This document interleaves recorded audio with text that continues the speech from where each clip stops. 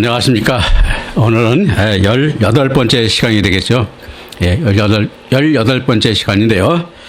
여러분들이 본 영상을 보시고 은혜를 입으신 분이나 또 제 영상이 들은 말씀 중에 기쁨을 얻으신 분은 좀 구독도 좀 눌러주시고 좋아요도 눌러주시고 또 여러분들이 또 더 좋은 말씀을 받기를 원하시는 분은 저희가 쓴 책도 구입해서 보시면은 여러분에게 마은 믿음에 도움이 될 줄로 믿습니다.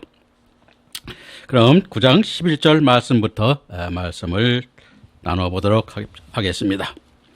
9장 11절에 보면 내가 너희와 언약을 세우리니 다시는 모든 생물을 홍수로 멸하지 아니할 것이라.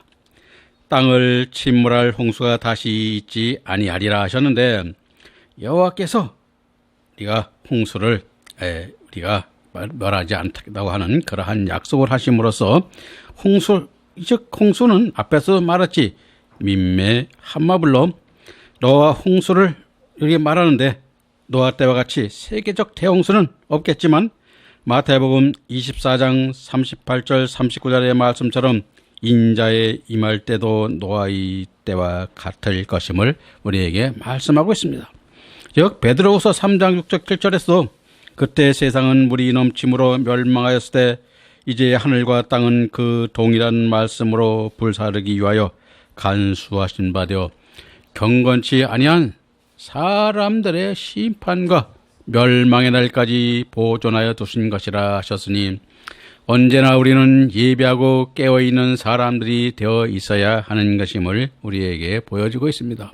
그래서 주님께서도 심판 마지막 최후의 만찬을 하시면서 기도를 하실 때 항상 깨어있으라고 우리가 말씀하고 있습니다. 깨어있으라고 하는 것은 주 안에서 주님의 말씀 안에서 주님께서 말씀하시는 그 말씀으로 깨어있으라는 그러한 것을 우리에게 말하는 것입니다. 그러므로 오늘날도 마찬가지고 구약시대에도 우리가 하나님께서 노아에게 주신 말씀도 항상 깨어있으라는 말씀인 것입니다. 깨어있는 자는 그래서 복이 있는 것입니다. 9장 12절 11, 13절 말씀에 보면 하나님이 가라사대 내가 나와 너희와 및 너희와 함께하는 모든 생물들 사이에 영세까지 세우는 언약의 증거는 이것이라. 내가 무지개를 구름 속에 두었나니 이것이 나의 세상과 언약의 증거니라 하셨습니다. 자, 내가 나와 너희와 및 너희와 함께 있는 모든 생물들 사이에 영세까지 세우는 언약의 징표로 무지개를 구름 속에 두었다 하셨는데 영세까지는 히브리어 레도르트 올람으로 숨겨진 세대까지 모든 장래의 세대까지라는 의미요.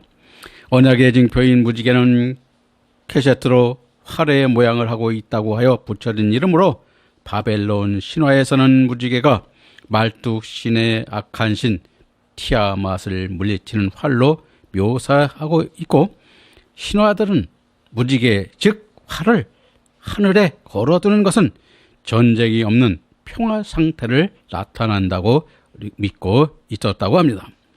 그러나 하나님께서 천지 만물의 자신의 언약의 징표로 삼으시거나 신령한 진리를 표현하는 데 사용하셨습니다. 왜냐하면 하나님이 친히 창조하신 천지 만물이 자신의 실천적인 의지의 반역으로 나타나기 때문인 것입니다. 따라서 하나님의 언약은 영원 불변한 언약인 것입니다. 물론 주어지는 형식과 증거는 시대에 따라 조금씩 형태를 달리하는데 아담이 하나님께서 먹으면 죽으리라 하신 선악과를 먹음으로써 생명의 단절을 가져왔을 때 하나님께서는 여자의 후손에 약속을 주셨고 모세 때에는 모세와 같은 선지자를 일으키실 것을 언약하셨으며 왕국 시대에는 다윗의 위를 이을 영원한 왕에 대한 언약을 주셨고 이사야 때에는 고난받는 종을 보내실 것을 약속하셨습니다. 결국 이 언약들은 하나님의 은혜의 징표요 사랑의 그림자임을 깨닫게 하시는 것입니다. 그러므로 오늘 우리들도 하나님께서 주시는 것은 감사와 즉 하나님께서 우리에게 은혜로 베푸시는 그 사랑의 증표임을 알고 우리가 모든 하나님의 역사와 하나님의 은혜의 사랑의 역사를 깨달을 때는 감사의 찬송과 감사로 항상 예배드리며 번제의 제사가 될 수 있도록 우리는 하나님께 영광을 돌려야 됨을 이 말씀 속에서 다시 한번 우리에게 깨닫게 하는 것입니다. 그리고 9장 14, 15절에 보면 내가 구름으로 땅을 덮을 때 무지개가 구름 속에 나타나면 내가 나와 너희와 및 혈기 있는 모든 생물 사이에 내 언약을 기억하리니 다시는 물이 모든 혈기 있는 자를 멸하는 형수가 되지 아니할지라 하고 있는데, 내가 구름으로 땅을 덮을 때를 지각하면 구름을 땅 위에 모을 때로 구름 안하는 모은다는 것은 큰 비를 내릴 전조를 나타내는 말로, 즉 사람들이 큰 구름이 몰려오면 노아 때 이 홍수 같은 물심판이 일어나지 않을까 불안해하는 염려에서 우리로 자유롭게 하기 위하여 주신 무지개로 언약을 주셨다는 말씀입니다.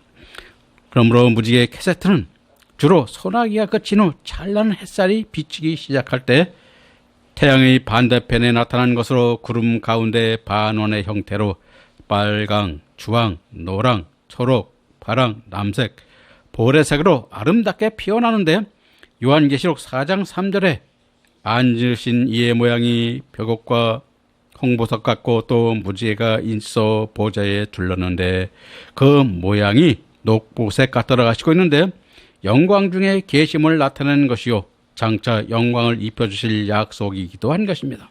그리고 요한계시록 14장 14절에 또 보니 흰 구름이 있고 구름 위에 사람의 아들과 같은 이가 있는데 그 머리에는 금멸관이 있고 그 손에는 이한낫을 가졌더라 하고 있는데, 무지개의 7색깔이 합쳐지면 흰색이 되므로 7영으로 역사여 흰 세마포를 입는 첫째 부활의 영광을 입혀주실 것도 깨닫게 하는 언약인 것이기도 한 것입니다.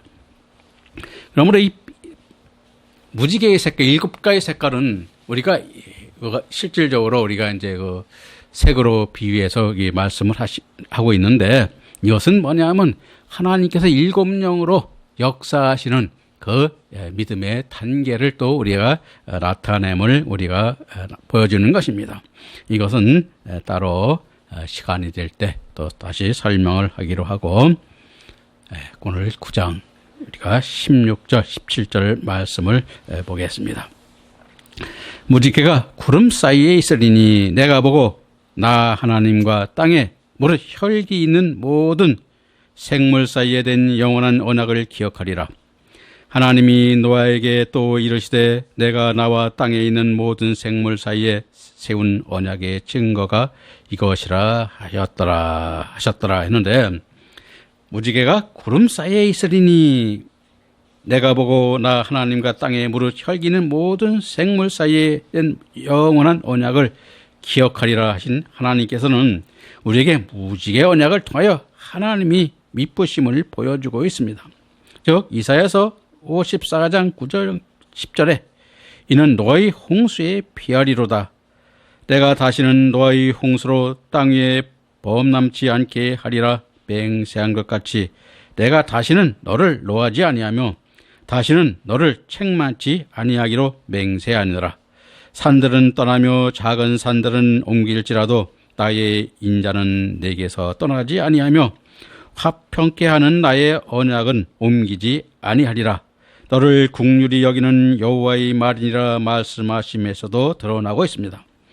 그러므로 우리가 실험할 때, 우리를 시험하실 때도 고린도전서 10장 13절에 보면 사람이 감당할 시험 밖에는 너희에게 당한 것이 없나니 오직 하나님은 미쁘사 너희가 감당치 못할 시험당함을 허락지 아니하시고 시험당할 즈음에 또한 피할 길을 내사 너희로 능히 감당하게 하시느니라고 말씀하고 있는데, 우리는 하나님의 언약 아래서 언약 안에 살고 있는 것입니다.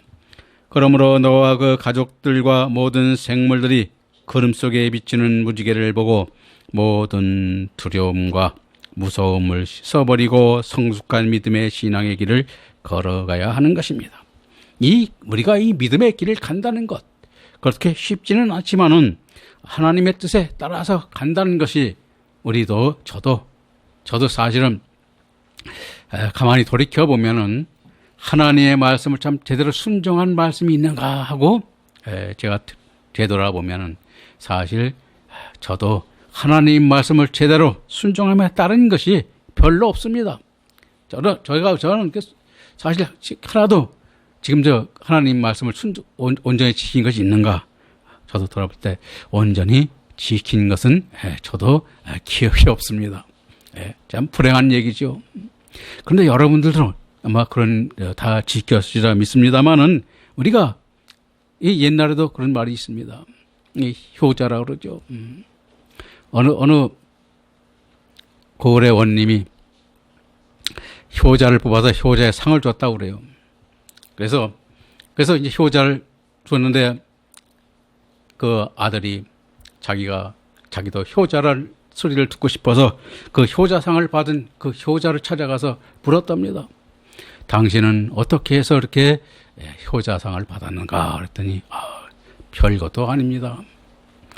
아침에 일찍 일어나서 아버님 주무시는 방에 불을 떼드리고 따뜻하게 불을 떼드리고 아버님께서 또 저녁에 들어오면 죽을 때 먼저 이불을 펴서 이불 속에 제가 들어가서 아버님이 들어갈 때 이불 속을 따뜻하게 해드리고 또 식사하실 때도 따뜻하게 즉 찬밥이나 이런 것들을 데워서 따뜻한 음식으로 만들어서 준비해 항상 놓고 그랬을 뿐입니다. 그러더라는 거예요.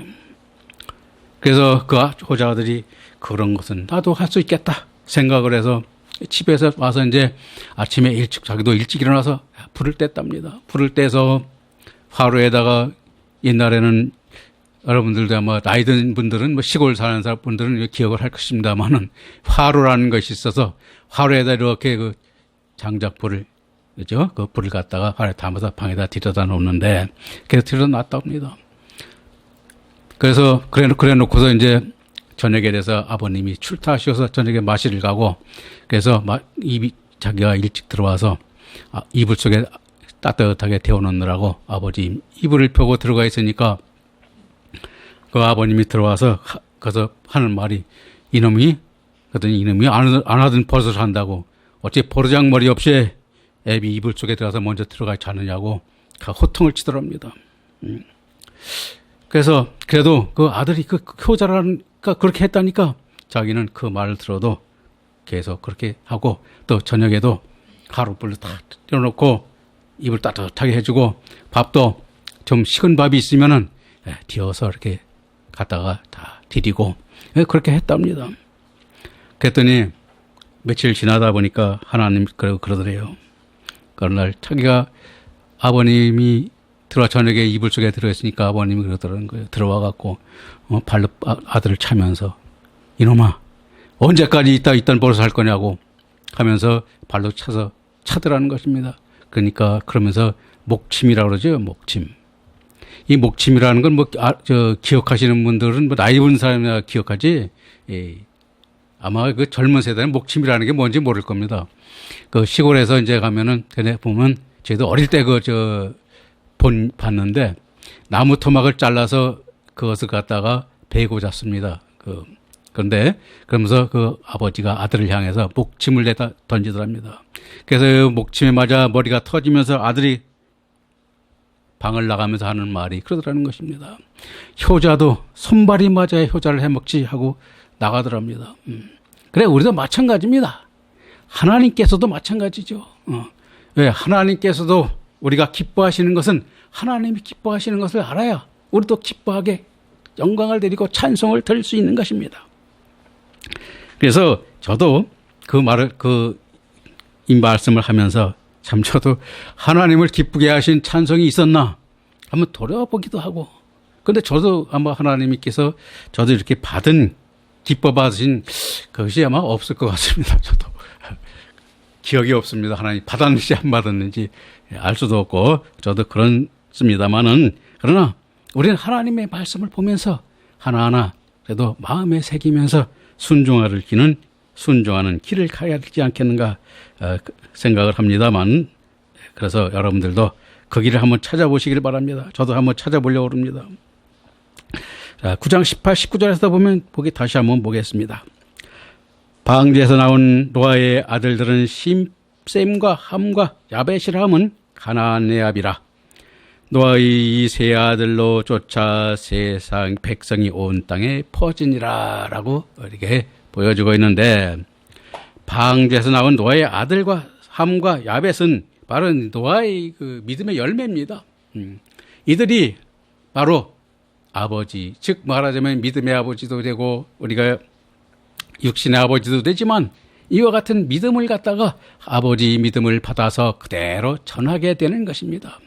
그러므로 그들이 노아한테 받은 말씀이 세상에서 어떠한 역사를 나타내에 따라서 이 노아에게도 그 열매가 하늘의 상급이 있고 없고 그것이 결정되는 것입니다. 오늘도 마찬가지입니다. 우리들도 교회가 크고 성도가 많으면 그 교회가 잘 됐으니까 하늘의 상급이 많고 열매도 이렇게 많을 것이라고 생각할지 모르지만 성경의 말씀은 그렇지 않습니다.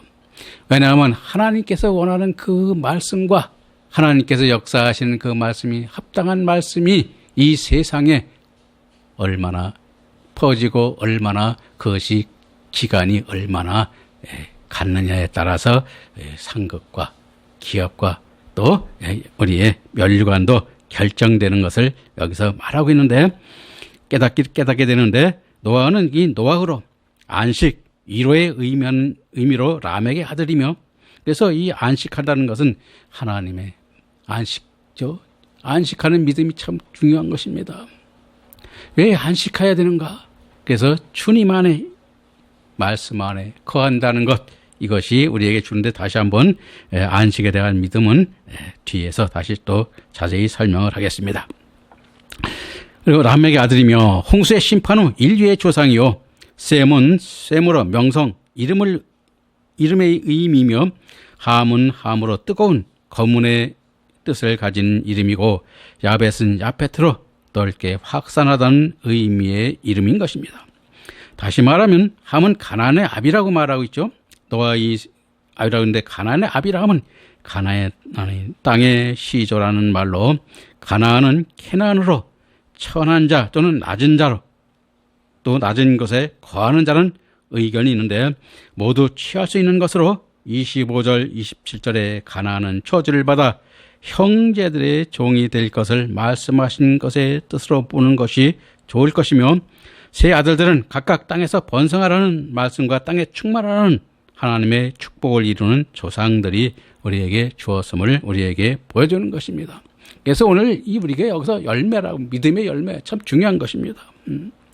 우리가 지금 현재 우리나라에도 기독교나 기독교인이 한 1200만이라고 그러는데 사실 1200만은 실질적으로 아니고 한 800만에서 900만 정도 추산하는 사람이 있는데 어떤 것이 있든지 잘 모르겠습니다만 참 여기서 하나님께서 기뻐하서 같이 열매 맺는 즉 하나님께서 기뻐하시는 믿음으로 하나님께 경배와 찬양을 드리고 의의 열매를 맺고 또 영광의 열매를 맺어 성령으로 이루신 그러한 열매를 맺은 그러한 믿음의 사람이 얼마 있는지는 저도 잘은 모르겠습니다만은 제가 성경을 보면서 이 깨달은 것을 보면은 사실 그렇게 열매 맺은 사람이 손으로 꼽을 정도가 아닌가 싶습니다.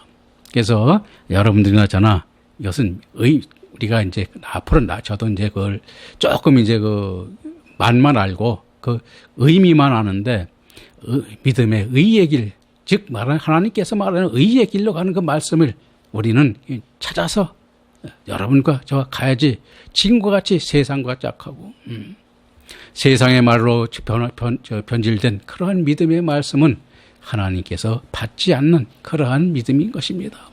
그래서 여러분도 그 믿음의 의의 말씀을 성경에서 보고 그 길을 가는 여러분들과 저와 되길 바라면서 앞으로 저도 정 노력하여 그 길과 그 말씀으로 여러분의 길을 함께 나누겠습니다. 앞으로 많이 기대해 주시고 많이 시청해 주시면 감사하겠습니다. 감사합니다. 오늘 말씀을 마칩니다.